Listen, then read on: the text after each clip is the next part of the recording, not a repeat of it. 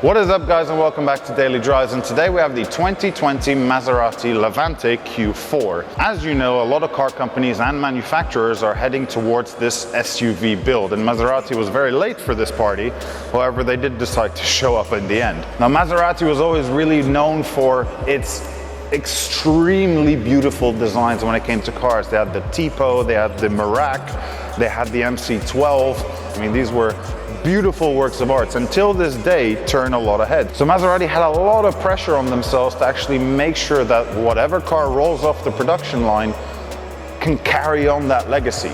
Now, the Levante is actually a little bit interesting, because the Levante, they could have actually just based it off a Jeep Grand Cherokee. I mean, they are part of the FCA group, but they didn't. They said, no, we're going to build a completely new car. We're going to design this car from the ground up. So they used the platform from the Ghibli and the Quattroporte. The Ghibli we did a video on, it's probably going to be around here somewhere.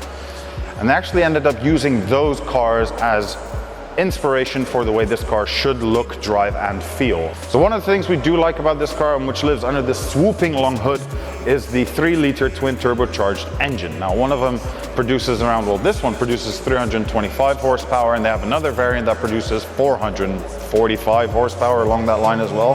And then they also sell this in a V8. One of them producing around 590 horsepower and the other one around 545. I mean, the numbers speak for themselves, but that's a lot of power for an SUV, and that's quick car territory. They also decided to work on the styling in their own Italian way. I mean, the lines on this car, and aesthetically this car looks very, very pretty with respect to other SUVs on the road. It is very different. It is very Italian. It's very understated, but it also has a touch of, hello, Italian here.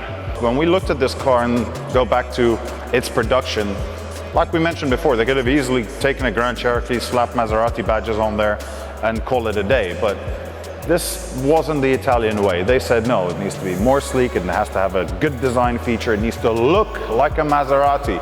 It can't look like anything else. Now, this was your classic argument between designer and accountant, which is very visible on this car.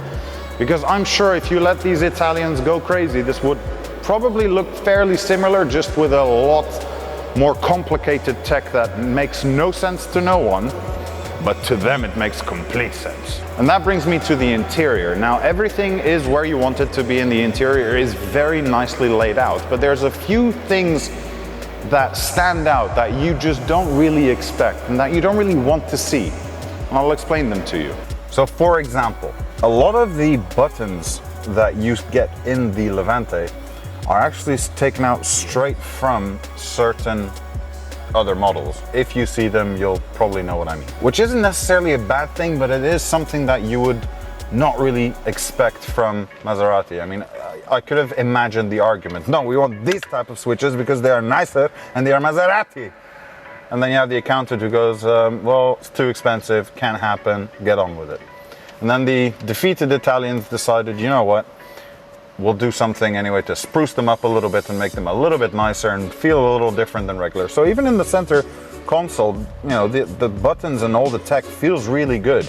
You're greeted by a wash of Maserati logos. You have one here on the dial, you have one on the steering wheel, you have one on the left clock, one on the right clock, one in the center clock, and then obviously as you turn on the car, in the infotainment system. Now, the infotainment system is taken out of the other models as well, and you see them in the Ghibli and you see them in the Quattroporte. It's not a bad system, it works really well. You can kind of see that does make sense. However, for the purist, a lot of the comments that you'll see is, oh, they use this from that model and they use this from that model. Yeah, that's fine, that's great, but it works. Get on with it. It has not spoiled the features of this car. And to complement all of that, you get this really nice layout of interior. So you get the leather on the dashboard, you get some leather here on the side, you get this wood finish. You can actually also have this in carbon fiber depending on how you spec the car. I mean, the spec list of this car is endless. The other things you have on this car are the off-road, ice, and sport mode. Now, the ice mode, which probably sounds the funniest, is the increased control and efficiency mode, so eco mode basically. Then you have off-road, which I don't know why they put. The fact is, obviously, as it is an SUV, it is going to have to probably go up a field or onto a dirt path at some point in its life. But from what we've seen, this car is actually very capable off-road. I mean, it's not Range Rover capable, but it's capable. And last but not least, you get this sport mode. Now, once you hit sport mode, it doesn't actually adjust the suspension and it doesn't stiffen anything up. So then they give you a secondary button underneath to press to make sure that the car is gonna handle like a Maserati. Another feature of this car that I actually really like are the pillarless doors. I haven't seen pillarless doors in an SUV in a while, and to have them back feels kind of good. Now, the one thing that I came across this car which doesn't really make too much sense. So in the center console you have two dials. One of them is to adjust the volume of your stereo, and the other one is to individually go through every button or segment on the stereo, which is a little weird because it's touchscreen. So I don't really know why they added that, but it is there nevertheless if you would like to make your life more complicated somehow. So it is quintessentially feel like a Maz.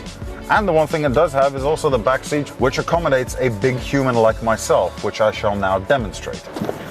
Now, when it comes to the back, I like the fact that it has a lot of space. I mean, I'm not a short individual, still has the pillarless doors, and it actually has this little bulge here as well, which is really cool because it gives you more headroom. It's really well equipped, and it actually is very comfortable. I could easily sit here for long periods of time. You've got your AC controls, you've got USB ports, you've got everything you really want from here. And one thing that this car has that its rivals actually don't, well, with the exception of some, depending on how you option it, there's this. I'll show you. Soft closing doors. Very softly, in fact. And now when it comes to the rear end, well, you've got the automatic opening and closing of your boot, and quite good, I mean, boot space. I mean, there's more than enough to add a load of pizza dough or a load of pizza flour.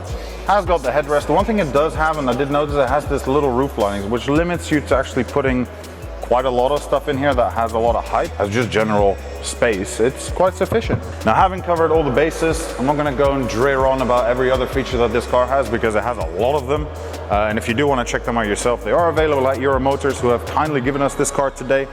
And now Osama's going to take this thing for a drive and actually show where it really does shine. If you have a big nose like me, you'll notice that it smells very nice in the Levante. The leather is premium quality, and I've always loved the interiors and the smells of Italian cars, especially Maserati. And it doesn't end there. The stitching is right on point, very Italian, like an Italian suit. The issue with Maseratis in the past was that they weren't built, you know, to the highest standards, let's say. But in this one, it does feel very German. It does feel very well put together. Everything you touch is soft as well. It doesn't creak or make a weird noise that you wouldn't want to hear in a car that costs this much. So why would you consider a Levante versus the other competitors in the market? Well, first of all, it's a lot sportier. Even with your basic trims, these seats are very supportive, and you really feel like they focused more on the sporty side of the SUV acronym. What's also quite sporty are these metal paddle shifters that you have behind the steering wheel. They're very nice to touch. They're cold. You can feel that they're pure metal, and they're kind of derived from Ferrari and also Alfa Romeo. And that's a good use of products that are available to the company. The only issue I have with them is that when you're driving and you put your fingers around the steering wheel, you can kind of feel them, and that might be awkward for some people. As well as if you want to reach to the stalk, which is behind them, it is quite of a distance that you have to go, but it's something you can definitely get used to. Driving now on the highway, the car is what you would expect from a modern car nowadays. It's beeping the whole time because of the lane assist. Unfortunately, it doesn't really work in countries like in the Middle East where everyone is changing lanes constantly, and the car gets a little bit confused. It is also Italian, so that confusion actually makes sense. Maserati is famous for the noises they make out in the back of their cars, but they're also very good at tuning V6s. V6s are not known to sound great. Everyone wants to get a V8, but they've actually really nailed the sound of this thing. As soon as you put it into sport mode, the car livens up, it drops a gear for you, it's ready to change, it wants to rev, and off you go.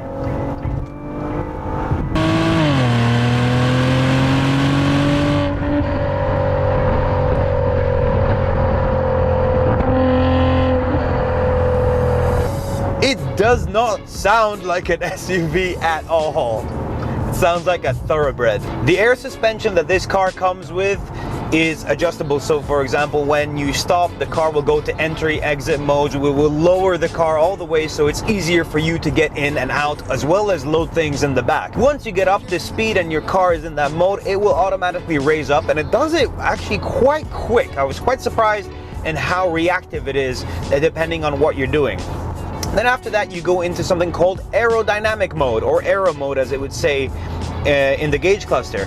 And aero mode is basically a fancy way of saying we're going to save a little bit of fuel economy by lowering your car down while you drive. It does it automatically after you reach a certain speed. Then you have the normal ride height, which is your everyday, every use kind of the ride height that is a step higher above aero. And then you have two off-road modes, which raise the suspension higher so you can go over things you normally couldn't do in a normal SUV. That air suspension also translates to the fact that the ride quality is very good. Even going over harsher bumps, it dampens everything, and it just feels luxurious in the way it does it. And once you stiffen up the suspension, it gives you the polar opposite, and it is quite firm and gives you that more sporty feel if you want that. Personally, I just ride on the soft one and just turn on sport and listen to the exhaust. Now when you have sport mode on, you have to be very careful because this car is very quick. The gearbox is fantastic. It's made by a company called ZF. They do gearboxes for most Fiat Chrysler products as well as BMW, and I've always loved them because they're very quick to shift, and it's very easy to forget how fast you're going on one of these roads because it handles just so well.